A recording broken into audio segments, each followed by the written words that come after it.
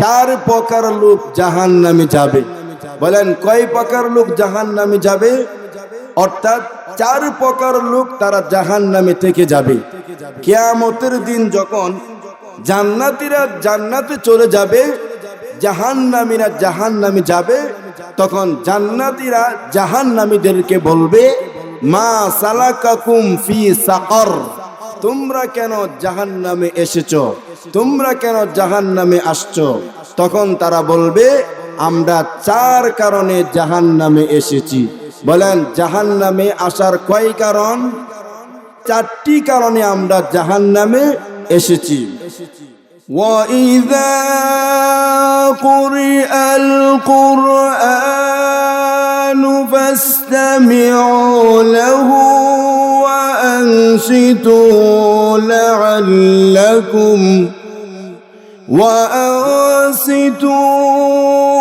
لَعَلَّكُمْ تُرْحَمُونَ।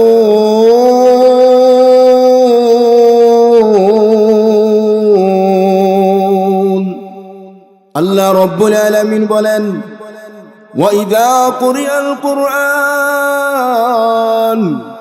যখন কোরআন থেকে তেলাওয়াত করা হয়, যখন কোরআন থেকে আলোচনা করা হয়, যখন কোরআন থেকে পাঠ করা হয়, ফাসতামিউ লাহু, তখন তোমরা দিনের কান দিয়া শুনো, ফাসতামিউ লাহু, তখন তোমরা শ্রবণ করো, মনোযোগ সহকারে শুনো। এক নম্বর আদব হলো, আল্লাহ বলছেন তুমি মনোযোগ সহকারে শুনতে হবে। দুই নম্বর আদব হলো ওয়ানসিতু, এবং চুপ থাকো। দুইটা আদব তুমি যদি লক্ষ্য করতে পারো, এক নম্বর আদব হলো মনোযোগ সহকারে শুনতে হবে, দুই নম্বর আদব হলো এবং চুপ থাকতে হবে। এই দুইটা আদব তুমি যদি লক্ষ্য করতে পারো, আল্লাহ রব্বুল আলামিন বলেন, লাআল্লাকুম তুরহামুন।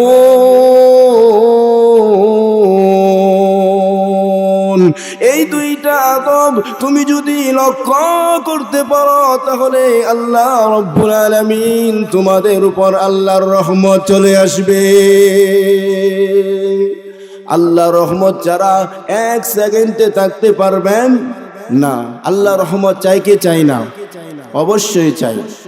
তো কোরআনের মাহফিলে আসলে, হাদিসের মাহফিলে আসলে আল্লাহ পাক হেদায়েত দান করেন।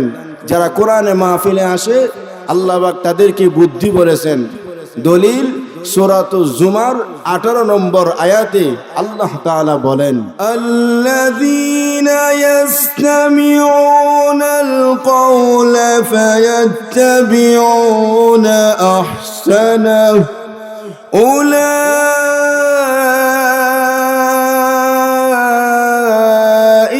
আল্লাযীনা হাদাহুমুল্লাহ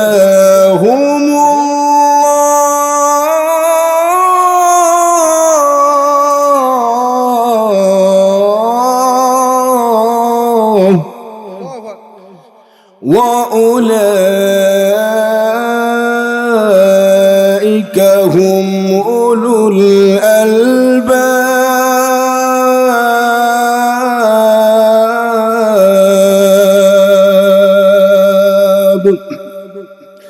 আল্লাহ রব্বুল আলামিন বলেন, আল্লাযীনা ইয়াসতামিউনাল কওলা, যারা মনোযোগ সহকারে কোরআনের কথা শুনে, যারা মনোযোগ সহকারে হাদিসের কথা শুনে, আল্লাযীনা ইয়াসতামিউনাল কওলা ফায়াত্তাবিউনা আহসানা, যেটা উত্তম সেটা গ্রহণ করে, সেটা মানে, উলাইকা আল্লাযীনা হাদাহুমুল্লাহ।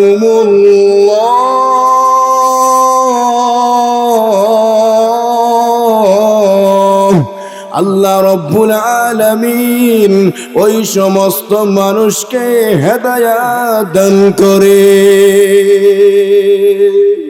হেদায়েতের মালিককে কথায় কথায় মনে আসলো, আমি এক ভাইকে জিজ্ঞাসা করলাম যে, ভাই আমরা আসরের নামাজ আদায় করেছি, আপনি কি আসরের নামাজ পড়ছেন? তখন ওই ব্যক্তি বলল না। আমি বললাম, কেন বললেন না? তখন ওই ব্যক্তি বলতেছে, যে আল্লাহ পাক আপনাকে হেদায়েত দান করেছে, আপনি নামাজ আদায় করছেন, আমাকে হেদায়েত দেন নাই, আমি নামাজ আদায় করতে পারি নাই। আমি বললাম শুনেন, নবীজির চাচা ছিলেন আবু তালেব, নবীকে মোহাব্বত করতেন, শুধু মোহাব্বত করতেন না, নবীজিকে কলিজা দিয়ে অন্তর দিয়ে মোহাব্বত করতেন। কিন্তু আবু তালেব কোনদিন আল্লাহর কাছে হেদায়াত চাই নাই, বিদায় আল্লাহ তাকে হেদায়াত দেন নাই। হেদায়াত চাইতে হবে, হেদায়াত করতে হবে, চাইতে হবে। এক সাহাবী নবীকে প্রশ্ন করলেন, ইয়া রাসূলুল্লাহ, হেদায়াতের মালিক কে?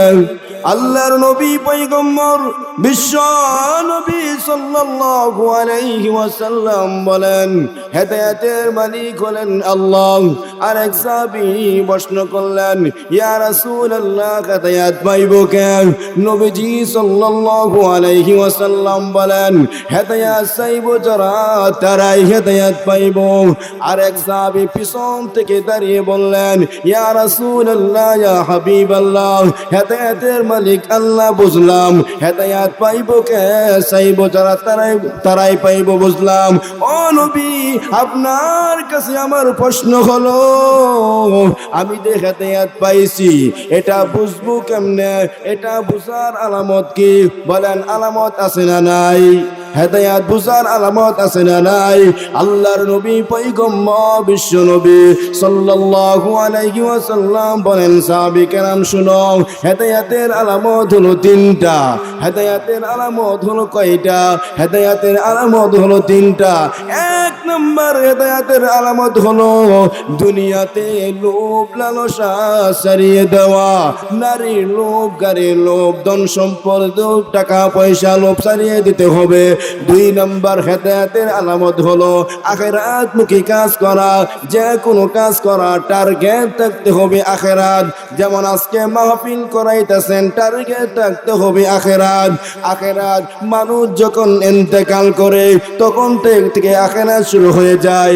মানুষ যখন মৃত্যুবরণ করে তখন থেকে তার কিয়ামত শুরু হয়ে যায়। হেদায়াতের দুই নম্বর আলামত হলো আখিরাতমুখী কাজ করা। হেদায়াতের তিন নম্বর আলামত হলো পয়গম্বর বিশ্ব নবী সাল্লাল্লাহু আলাইহি ওয়াসাল্লাম বলেন, হেদায়াতের তিন নম্বর আলামত হলো সব সময় মরণের প্রস্তুতি নিয়ে রাখা। যে কোনো সময়, যে কোনো মুহূর্তে আপনার আমার মৃত্যু হতে পারে কি পারে না? অবশ্যই মৃত্যু হতে পারে। এই জন্য আল্লাহর নবী পয়গম্বর বিশ্ব নবী সাল্লাল্লাহু আলাইহি ওয়াসাল্লাম বলেন, কেউ যদি দৈনিক 20 বার মরণকে স্মরণ করে, কেউ যদি 20 বার মরণকে স্মরণ করে, 20 বার মরণকে স্মরণ করে, ওই দিন যদি সে মৃত্যুবরণ করে, তাহলে আল্লাহ পাক বলেন শাহাদাতের মর্যাদা দিয়া সে জান্নাতে প্রবেশ করবে। বলেন সুবহানাল্লাহ। এই হলো হেদায়াতের আলামত তিনটা। যেই কথা বলতেছিলাম, আল্লাযীনা ইয়াস্তামিউনাল কওলা ফায়াত্তাবিউনা আহসানা, উলাইকাল্লাযীনা হাদাহুমুল্লাহ। যারা মনোযোগ সহকারে কোরআনের কথা শুনে যেটা উত্তম সেটা গ্রহণ করে, উলাইকাল্লাযীনা হাদাহুমুল্লাহ, আল্লাহ রাব্বুল আলামিন ওই সমস্ত মানুষকে আল্লাহ হেদায়াত দান করে। ওয়া উলাইকা হুম উলুল আলবাব,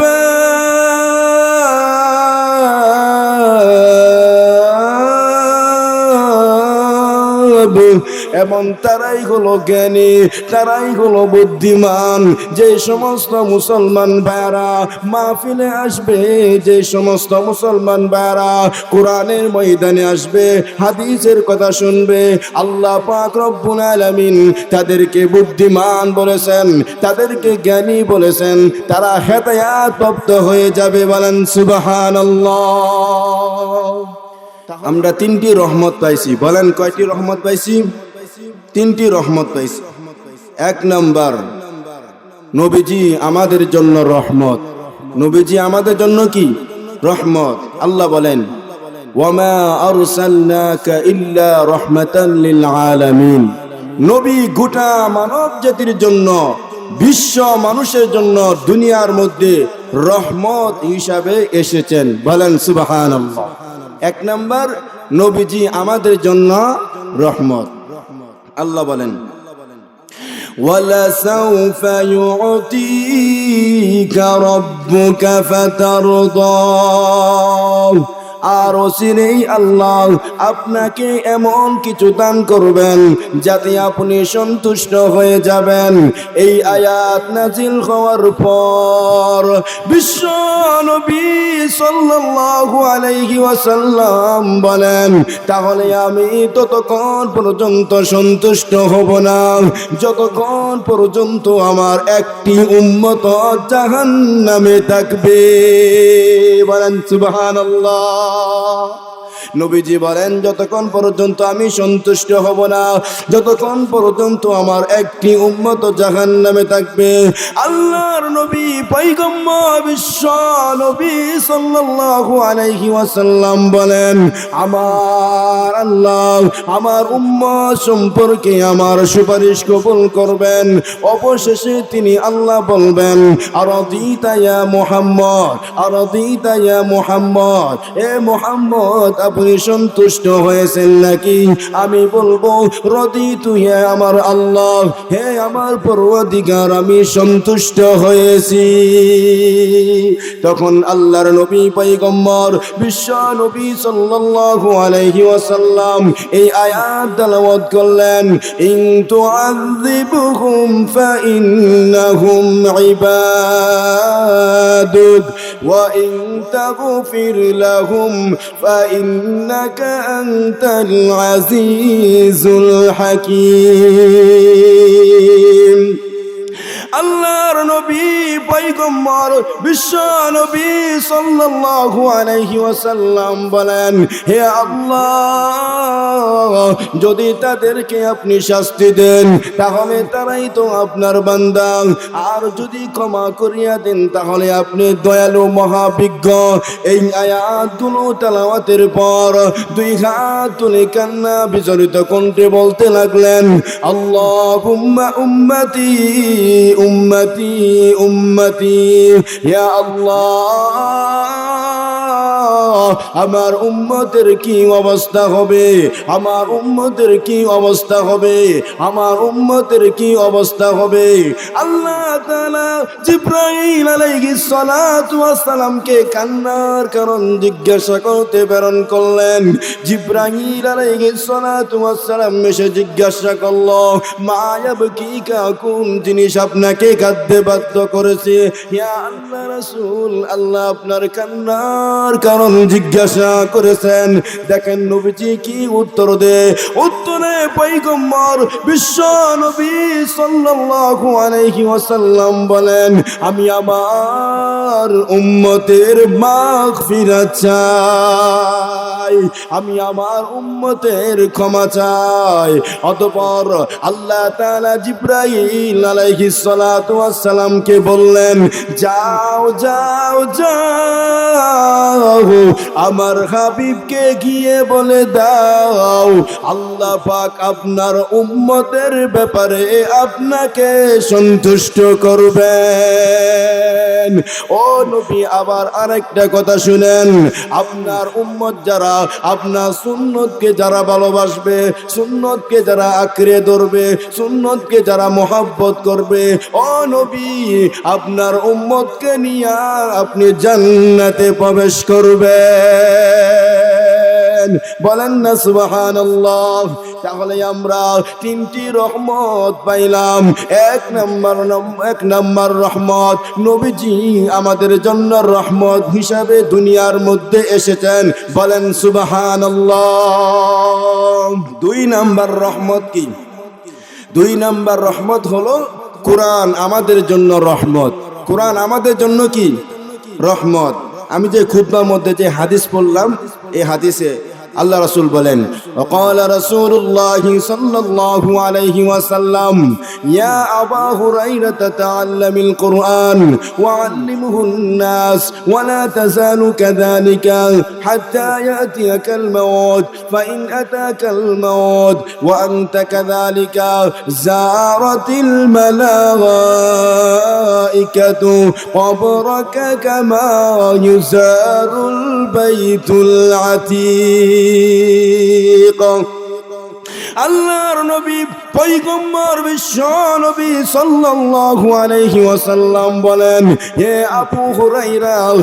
আবু হুরায়রা কোরআন শিখো লোকদেরকে কোরআন শিখাইতে থাকো এবং এই কাজ সারা জীবন করতে থাকো অতঃপর কোরআন শিখা অবস্থায় যদি তোমার মৃত্যু হয়ে যায় কোরআন শিখা অবস্থায় যদি তোমার মৃত্যু হয়ে যায় তবে আসমান থেকে ফেরেশতা তোমার কবর জিয়ারতে আসবে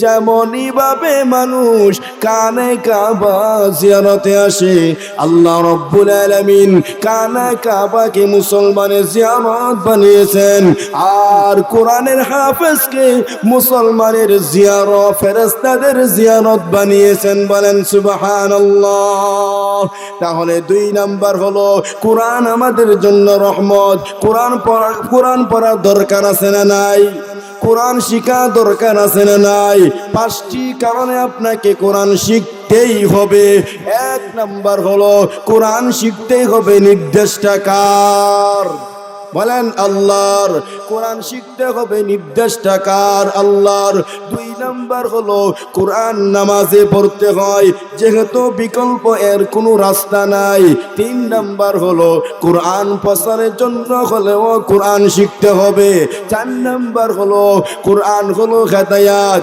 5 নাম্বার হলো কোরআন হলো সকল সমস্যা সমাধান এই জন্য আল্লাহ তাআলা বলেন ওয়া নুনাজ্জিলু মিনাল কুরআনি মা হুয়া শিফাউ ওয়া রাহমাতুল লিল মুমিনিন ওয়া লা ইয়াজিদুয যালিমিনা ইল্লা খাসারা আল্লাহ রাব্বুল আলামিন বলেন আমি কোরআনে এমন বিষয় নাজিল করেছি যা মুমিনদের জন্য রহমত যা মুমিনদের জন্য সুচিকিৎসা যা মুমিনদের জন্য রোগের চিকিৎসা ওয়া রাহমাতুল লিল মুমিনিন মুমিনদের জন্য কোরআন হলো রহমত ওয়ালা ইয়াজিদুয যালিমিনা ইল্লা খাসারা সাবধান জালেম যারা গুনাহগার কোরআন থেকে কোনো শিফা পাবে না কোরআন থেকে কোনো ঔষধ পাবে না তাহলে বোঝা গেল ওয়া রাহমাতুল লিল মুমিনিন কোরআন হলো মুমিনদের জন্য রহমত কি রহমত না বলেন রহমত না কোরআন হলো রহমত তাহলে 1 নাম্বার রহমত নবীজি আমাদের জন্য রহমত 2 নাম্বার কোরআন আমাদের জন্য রহমত 3 নাম্বার কি 3 নাম্বার মা বাবা আমাদের জন্য রহমত মা বাবা আমাদের জন্য কি রহমত কেমন রহমত আল্লাহ রাসূল সাল্লাল্লাহু আলাইহি ওয়াসাল্লাম বলেন আল জান্নাতু তাহতা আকদামিল উম্মাহাত মায়ের পায়ের নিচে সন্তানের বেহেশত আপনার ঘরে মা আছে আপনার মার খেদমত যদি করতে পারেন মা যদি আপনার উপর সন্তুষ্ট থাকে নিশ্চিত আপনি জান্নাতে প্রবেশ করবেন সুবহানাল্লাহ বলি আল্লাহর নবী পয়গম্বর বিশ্ব নবী সাল্লাল্লাহু আলাইহি ওয়াসাল্লাম বলেন কোন সন্তান যদি মা বাবার দিকে নেক নজরের দিকে যদি কোন সন্তান তাকায় সুনজরের দিকে তাকায় ভালো দৃষ্টিতে যদি মা বাবার দিকে তাকায় তাহলে কবুল হজের সওয়াব তোমার আমলনামা দেওয়া হয় বাবার দিকে তাকাইলে কবুল হজের সওয়াব মার দিকে তাকাইলে কবুল হজের সওয়াব বলেন সুবহানাল্লাহ এখন আপনি বলতে পারবেন হুজুর আমার বাবা নাই আমার মা নাই তাহলে আমি কি করব আপনি একটা কাজ করবেন আপনি কি করবেন বেশি বেশি পড়বেন রব্বিল হামহুমা কামা রাব্বায়ানি সগীরা। আল্লাহর নবী পয়গম্বর বিশ্ব নবী সাল্লাল্লাহু আলাইহি ওয়াসাল্লাম বলেন, কোন সন্তান যদি মা বাবার জন্য একবার দোয়া করে, কোন সন্তান যদি মা বাবার জন্য একবার দোয়া করে, তাহলে এই দুনিয়াতে পৃথিবীতে যত পাহাড় আছে সমস্ত পাহাড় পরিমাণ আপনার বাবার কবরে আমল নামা চলিয়া যায়, আপনার আম্মার কবরে আমল নামা চলিয়া যায়। আর আপনি যে মা বাবার জন্য রব্বির হামহুমা কামা রব্বায়ানি সগীরা একবার যে এই দোয়াটা পড়ছেন, আপনার কি লাভ হলো জানেন? লাভ হলো, আল্লাহর নবী বলেন, তোমার আমল নামায় 2 লক্ষ বছর নফল নামাজের নেকি তোমার আমল নামায় দেওয়া। বলেন সুবহানাল্লাহ। তাহলে বলেন, রব্বির হামহুমা কামা রব্বায়ানি সগীরা, রব্বির হামহুমা কামা রব্বায়ানি সগীরা। আল্লাহর নবী পয়গম্বর বিশ্ব নবী সাল্লাল্লাহু আলাইহি ওয়াসাল্লাম বলেন, কোন সন্তান যদি মা বাবার কবরের সামনে গিয়া যদি একবার সূরা ফাতিহা পড়ে, 3 বার ইখলাস পড়ে, একবার সূরা ফাতিহা পড়ার দ্বারা, 3 বার ইখলাস পড়ার দ্বারা ওই মা বাবার কবরে 40 দিন পর্যন্ত কবরের আযাব মাফ।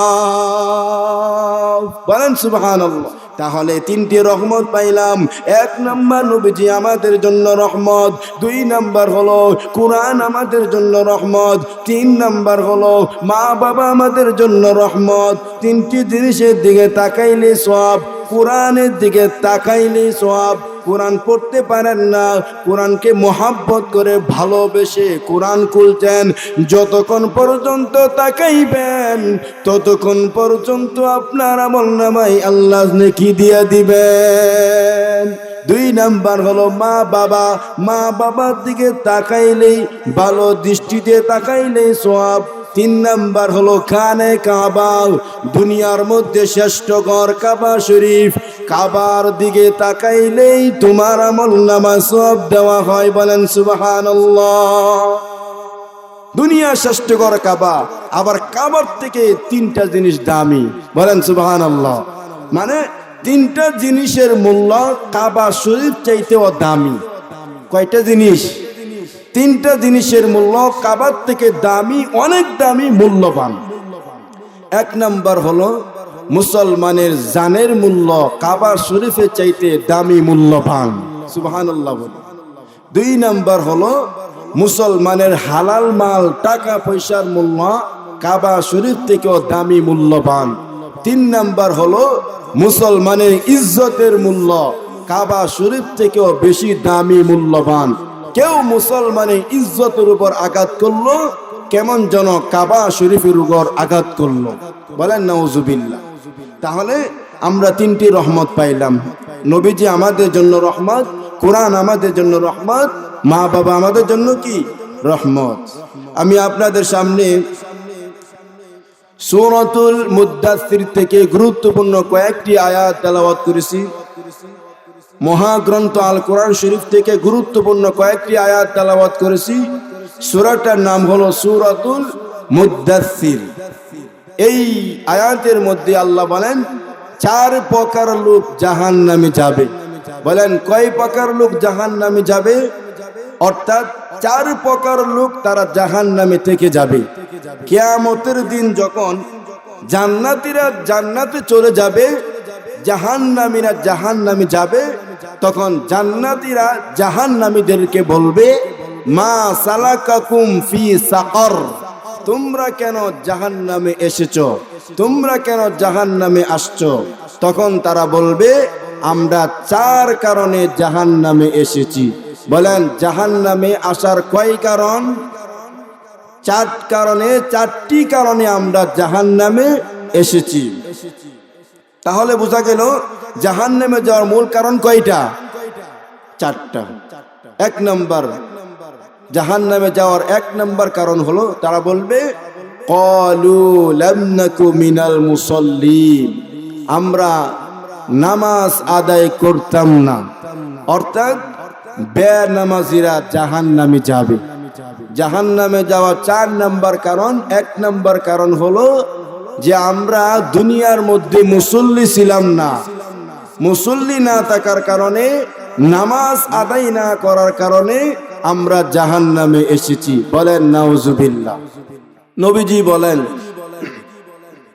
কেউ যদি ইচ্ছাকৃতভাবে 1 ওয়াক্ত নামাজ ছেড়ে দেই, 1 ওয়াক্ত নামাজ ছেড়ে দেই, তাহলে 2,88,00,000 বছর জাহান্নামে আগুনে জ্বলতে হবে।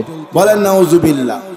ইচ্ছাকৃতভাবে 1 ওয়াক্ত নামাজ ছেড়ে দেওয়ার কারণে 2,88,00,000 বছর জাহান্নামে আগুনে জ্বলতে হবে। সহ্য করতে পারবেন? সহ্য করা সম্ভব। বেনামাজির শাস্তি। আল্লাহ তাআলা বেনামাজির জন্য 14টা শাস্তি নির্দিষ্ট করে রেখেছেন। বলেন নাউজুবিল্লাহ। আল্লাহ তাআলা বেনামাজির জন্য কয়টা শাস্তি নির্দিষ্ট করে রেখেছেন? 14টা শাস্তি নির্দিষ্ট করে রেখেছেন।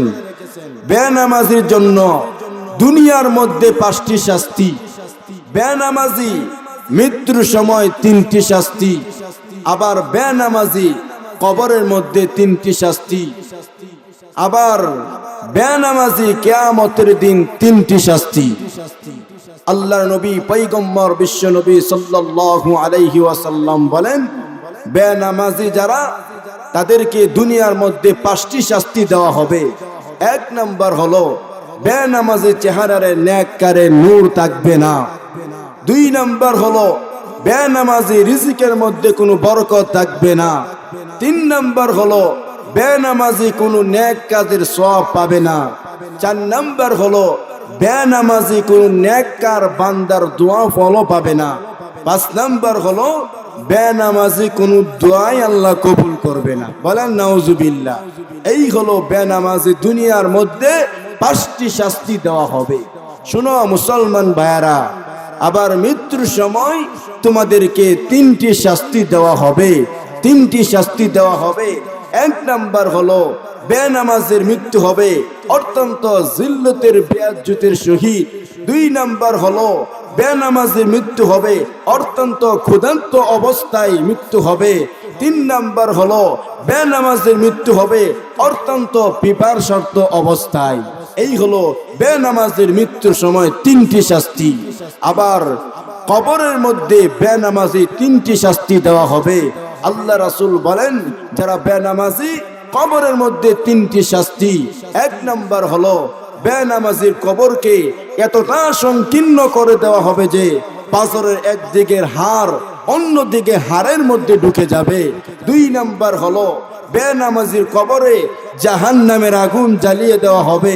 3 নাম্বার হলো বেনামাজির কবরের মধ্যে বিশাল এক ভয়ঙ্কর সাপ দংশন করতে থাকবে। বলেন নাউজুবিল্লাহ। আবার বেনামাজি কিয়ামতের দিন 3টি শাস্তি দেওয়া হবে। ও মুসলমান ভাইয়েরা শুনো, বেনামাজি কিয়ামতের দিন 3টি শাস্তি দেওয়া হবে। 1 নাম্বার হলো বেনামাজির হিসাব কিয়ামতের দিন আল্লাহ কঠিন করিয়া নিবেন। 2 নাম্বার হলো বেনামাজির উপর আল্লাহ তাআলা নারাজ থাকবেন, অসন্তুষ্ট থাকবেন। 3 নাম্বার হলো বেনামাজিকে অপমানের সাথে জাহান্নামে নিক্ষেপ করবেন। বলেন নাউজুবিল্লাহ। এই হলো বেনামাজির জন্য 14টা শাস্তি নির্দিষ্ট করে রেখেছেন। বলেন নাউজুবিল্লাহ। নামাজ পড়বো কি পড়বো না? নামাজ আদায় করব কি করব না? যদি আদায় না করেন 14টা শাস্তি অবশ্যই আপনার ভোগ করতে হবে। আল্লাহর নবী পয়গম্বর বিশ্ব নবী সাল্লাল্লাহু আলাইহি ওয়াসাল্লাম বলেন, তোমাদের সন্তানের বয়স যখন 7 বছর হয়ে যায় তখন সন্তানদেরকে নামাজের আদেশ দাও। আর যখন 10 বছর হয়ে যাবে তখন নামাজ না পড়লে তাকে ধমক দাও।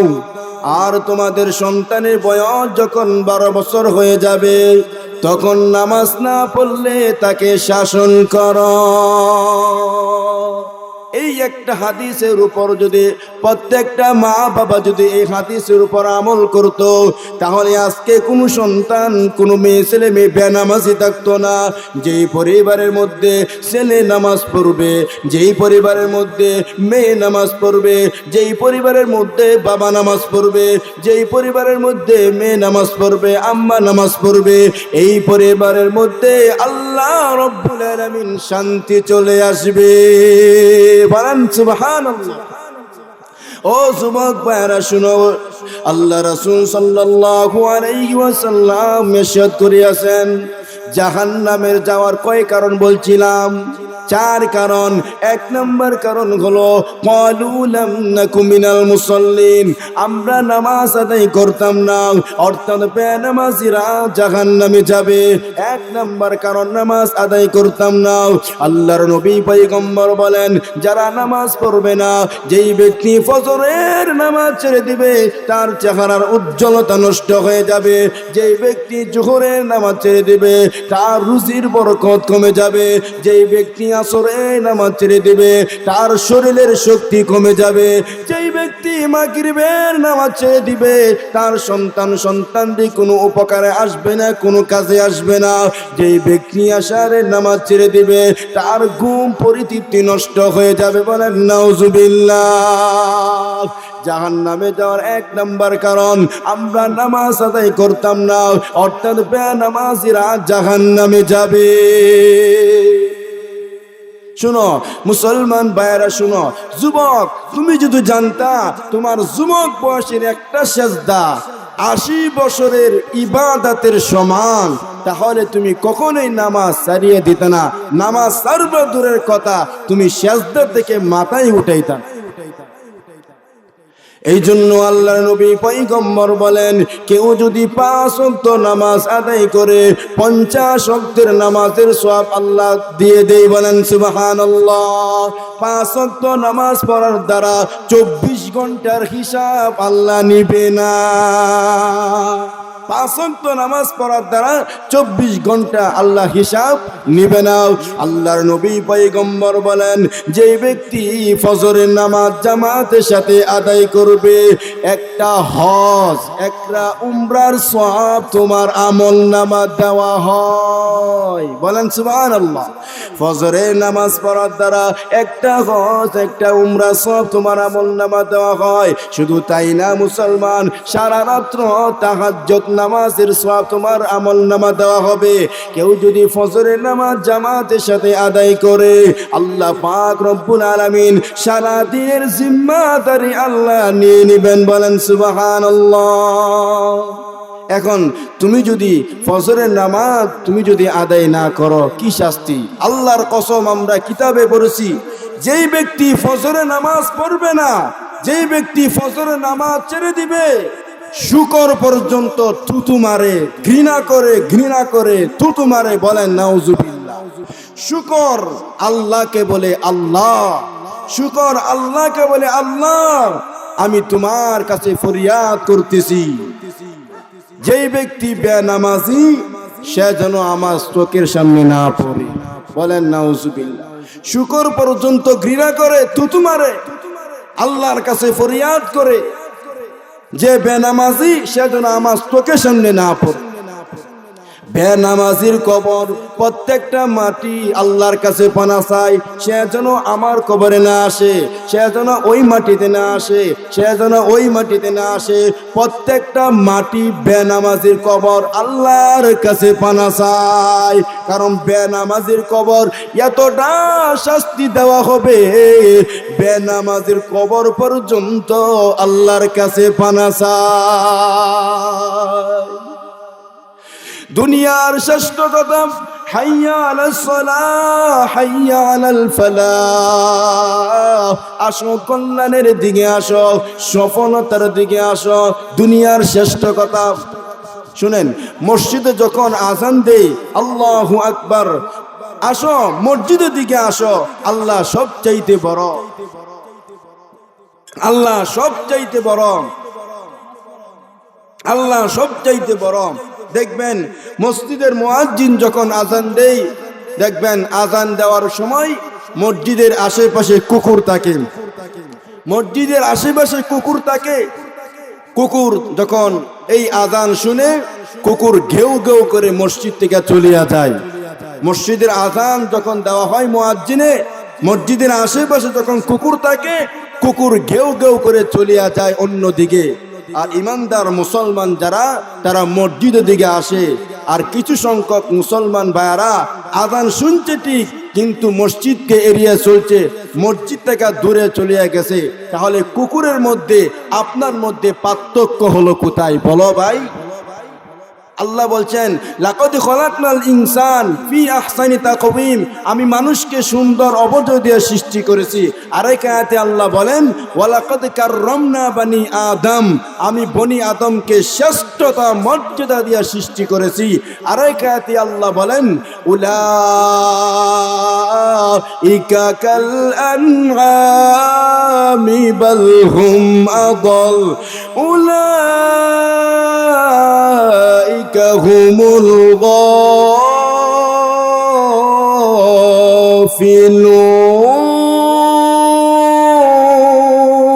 গাফিলুন।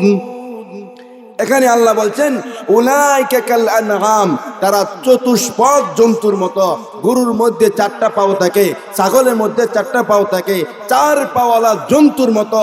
শুধু জন্তুর মতো না, চতুষ্পদ জন্তুর মতো না, বালহুম আদল, তার চাইতে আরো নিকৃষ্ট। জোরে বলেন নাউজুবিল্লাহ। ও মুসলমান ভাইরা শুনো, তুমি তো মুসলমান, তুমি কেন নামাজ পড়বা না? আল্লাহ তো নামাজ ফরজ করিয়া দিয়েছেন। তাহলে জাহান্নামে যাওয়া 4 নাম্বার কারণ, 1 নাম্বার কারণ হলো ক্বালু লাম নাকু মিনাল মুসাল্লিন, আমরা নামাজ আদায় করতাম না। নামাজ আদায় না করার কারণে আমরা জাহান্নামে এসেছি।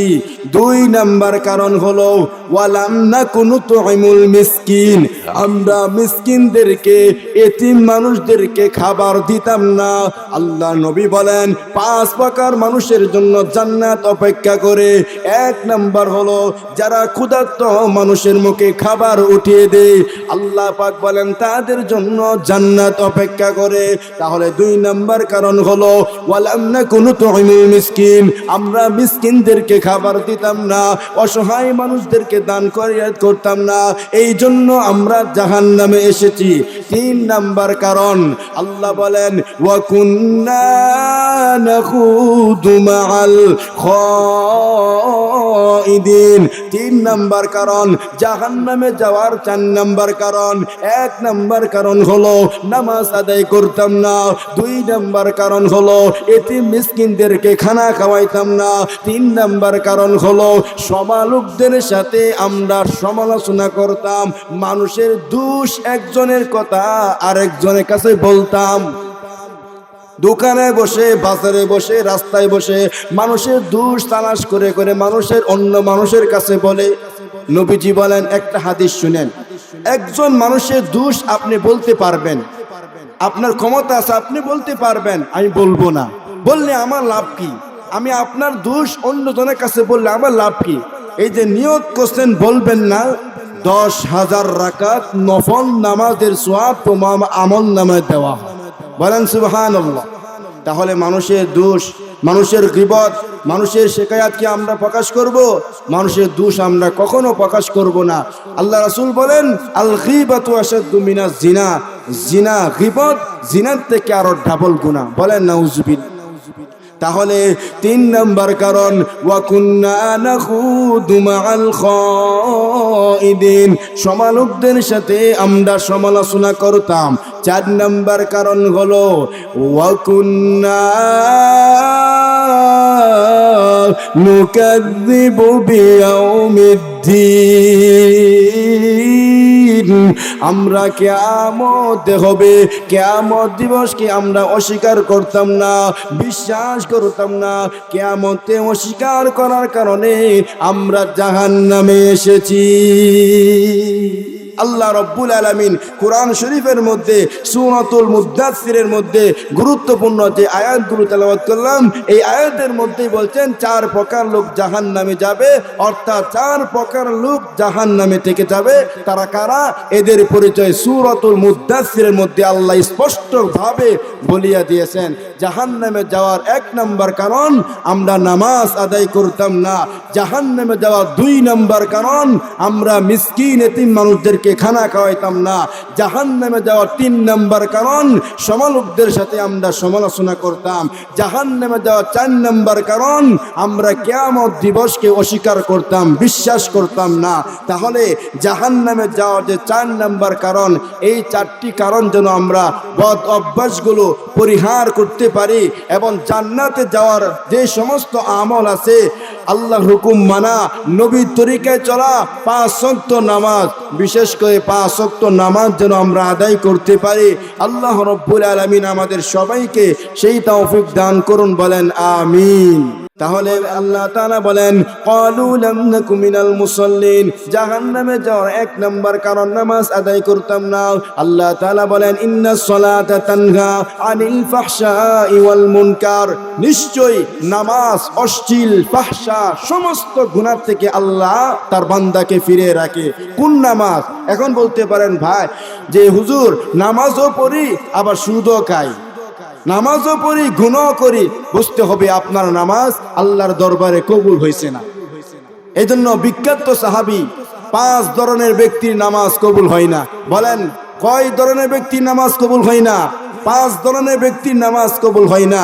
বিখ্যাত সাহাবী আনাস ইবনে মালিক রাদিয়াল্লাহু তাআলা আনহু থেকে বর্ণিত, আল্লাহর নবী পয়গম্বর বিশ্ব নবী সাল্লাল্লাহু আলাইহি ওয়াসাল্লাম বলেন, দুনিয়াতে এমন নামাজি আছে তাদের নামাজ আল্লাহর দরবারে কবুল হয় না। 5 প্রকার ব্যক্তির নামাজ আল্লাহর দরবারে কবুল হয় না। বলেন না নাউজুবিল্লাহ। 1 নাম্বার ভালো করে শুনেন, 5 প্রকার ব্যক্তির নামাজ কবুল হবে না, 5 শ্রেণীর মানুষের নামাজ কবুল হবে না, 5 ধরনের নামাজ কবুল হবে না। 1 নাম্বার, মহিলাদের নামাজ কবুল হবে না, নারীদের নামাজ কবুল হবে না। এখন বলতে পারেন কি ব্যাপার? হ্যাঁ, মহিলাদের নামাজ কবুল হবে না। সব মহিলা না, ওই সমস্ত মহিলা যারা স্বামীর প্রতি সব সময় অসন্তুষ্ট থাকে, অর্থাৎ স্বামীর অবদ্ধ নারী, স্বামীর অবদ্ধ স্ত্রী, ওই মহিলার নামাজ, রোজা, হজ, যাকাত কোনো ইবাদত আল্লাহর দরবারে কবুল হবে না। তাহলে 1 নাম্বার হলো ওই সমস্ত মহিলাদের নামাজ আল্লাহর দরবারে কবুল হবে না যারা স্বামীর প্রতি সব সময় অসন্তুষ্ট থাকে। পক্ষান্তরে যদি আপনি ফরজ ওয়াজিব ঠিক রাখতে পারেন, পাশাপাশি আপনি যদি স্বামীকে সন্তুষ্ট করতে পারেন, নিশ্চিত আপনি জান্নাতে প্রবেশ করবেন। বলেন সুবহানাল্লাহ। তাহলে 5 প্রকার নামাজ ব্যক্তি কবুল হবে না। 1 নাম্বার, ওই সমস্ত মহিলাদের নামাজ কবুল হবে না যারা স্বামীর প্রতি সব সময় অসন্তুষ্ট থাকে, ওই মহিলার নামাজ আল্লাহর দরবারে কবুল হবে না। 2 নাম্বার হলো ওই গোলাম, অবদ্ধ গোলাম, দাস, কর্মচারী যে মালিকের কাজ পেয়া ফাঁকি দিয়া চলে যাগা। মালিক যখন থাকে তখন কাজ সুন্দর করে, মালিক যখন অন্যদিকে চলিয়া যায় তখন কর্মচারী মালিকের কাজ পেয়ে ফাঁকি দেয়। এমন মানুষ আছে না নাই? ও কর্মচারী শুনো, তোমার নামাজ, তোমার রোজা, তোমার হজ কোনো ইবাদত আল্লাহর দরবারে কবুল হবে না। তাহলে কর্মচারী ব্যক্তির নামাজ কবুল হবে না, যেই ব্যক্তি মালিকের কাজ পেয়ে ফাঁকি দিয়ে যাওয়াটা। এটা হলো 2 নাম্বার। 3 নাম্বার হলো 5 ধরনের ব্যক্তির নামাজ কবুল হবে না, 5 প্রকার। 3 নাম্বার হলো যারা আত্মীয়তা সম্পর্ক ছিন্ন করে, আত্মীয়তা সম্পর্ক ছিন্নকারী, তারা জান্নাতে প্রবেশ করবে না। আত্মীয়তা দ্বারা সম্পর্ক ছিন্ন করে তারা জান্নাতে প্রবেশ করবে না। আর যারা আত্মীয়তা সম্পর্ক ছিন্ন করে, ওই ব্যক্তির নামাজ আল্লাহর দরবারে কবুল হবে না। পক্ষান্তরে যদি আপনি আত্মীয় সম্পর্ক যদি বজায় রাখতে পারেন, সম্পর্ক জোড়ায় রাখতে পারেন, 2টা লাভ হবে। একটা হলো রিজিকে বরকত হবে, আরেকটা হলো হায়াতে বরকত হবে। কথায় কথায় আপনি 50 বছর দুনিয়াতে বাঁচবেন, লিপিবদ্ধ করা আছে, আপনি আরো কিছুদিন দুনিয়াতে বাঁচবেন। এখন বলতে পারেন হুজুর আমরা যে কতদিন দুনিয়াতে বাঁচবো এটা তো আল্লাহ লিপিবদ্ধ করে রাখছি, 50 বছর 60 বছর বাঁচবো, এটা তো লিপিবদ্ধ করে রাখছি। আবার এটাও লেখা আছে, আবার এই লেখাটাও আছে হাদিসের মধ্যে, যদি আত্মীয় সম্পর্ক বজায় রাখতে পারেন, সম্পর্ক জোরে রাখতে পারেন, তাহলে আরো কিছুদিন আপনি দুনিয়াতে জীবন যাপন করবেন। বলেন সুবহানাল্লাহ। তাহলে 3 নাম্বার, যারা আত্মীয় সম্পর্ক ছিন্ন করে তাদের নামাজ আল্লাহর দরবারে কবুল হবে না। 4 নাম্বার হলো, 4 নাম্বার কাদের নামাজ কবুল হয় না? যে নিশা খায়, যে মদ পান করে, ওই ব্যক্তির নামাজ আল্লাহর দরবারে কবুল হবে না। বলেন নাউজুবিল্লাহ। 5 ধরনের ব্যক্তির নামাজ কবুল হয় না। সর্বশেষ 5 প্রকার, ওই ইমামের নামাজ কবুল হয় না যে ইমামের প্রতি মুসল্লি অসন্তুষ্ট। ওই ইমামের নামাজ কবুল হয় না যে ইমামের প্রতি মুসল্লি অসন্তুষ্ট। এই আলোচনা ভালো করে বুঝেন। ইমাম সাহেব যদি জুম্মার দিন মিম্বরে বসে সুদের আলোচনা করে, যে সুদ খায়, কিছু সংখ্যক মুসল্লি দেখবেন ইমামের প্রতি অসন্তুষ্ট।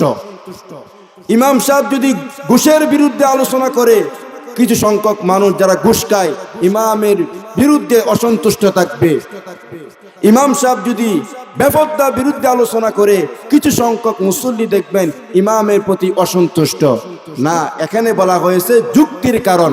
ইমাম সাহেব যদি কোনো গুনার কাজে লিপ্ত হয়, মন্দ কাজে লিপ্ত হয়, ফাহশা কাজে লিপ্ত হয়, ইমাম সাহেব যদি ফিতনার কাজে লিপ্ত হয়, বেদাত কাজে লিপ্ত হয়, তাহলে ওই ইমামের নামাজ কবুল হবে না। আর যে ইমাম হক কথা বলার কারণে, সুদের আলোচনা করার কারণে, ঘুষের আলোচনা করার কারণে, বেপরদায় আলোচনা করার কারণে আপনি যদি ইমাম সাহেবের প্রতি অসন্তুষ্ট থাকেন, এতে ইমাম সাহেবের কোনো আসে যায় না, ইমাম সাহেবের নামাজ ঠিকই কবুল হবে যুক্তির কারণে। তাহলে 5 ধরনের ব্যক্তির নামাজ কি হয় না? কবুল হয় না। আনাস ইবনে মালিক থেকে বর্ণিত, নবীজি বলেন, 1 নাম্বার, ওই সমস্ত মহিলা, ওই সমস্ত নারী, ওই সমস্ত মহিলা যারা স্বামীর প্রতি সব সময় অসন্তুষ্ট থাকে, ওই সমস্ত মহিলাদের নামাজ, কোনো ইবাদত আল্লাহর দরবারে কবুল হবে না। 2 নাম্বার হলো কর্মচারী, অবদ্ধ গোলাম, ওই দাস যে মালিকের কাছ থেকে ফাঁকি দিয়ে জায়গা, ওই কর্মচারী ব্যক্তির নামাজ আল্লাহর দরবারে কবুল হবে না। 3 নাম্বার হলো যারা আত্মীয়তা সম্পর্ক ছিন্ন করে, তাদের নামাজ আল্লাহর দরবারে কবুল হবে না। 4 নাম্বার হলো যারা নিশা খায়, যারা মদ পান করে, ওই ব্যক্তির নামাজ আল্লাহর দরবারে কবুল হবে না। 5 নাম্বার হলো ওই ইমামের নামাজ কবুল হবে না যে ইমামের প্রতি মুসল্লি যুক্তির কারণে অসন্তুষ্ট। যাই হোক, যে কথাগুলো বললাম সেই কথাগুলো আমাদেরকে মানা এবং বোঝার তৌফিক দান করুন। বলেন আমিন।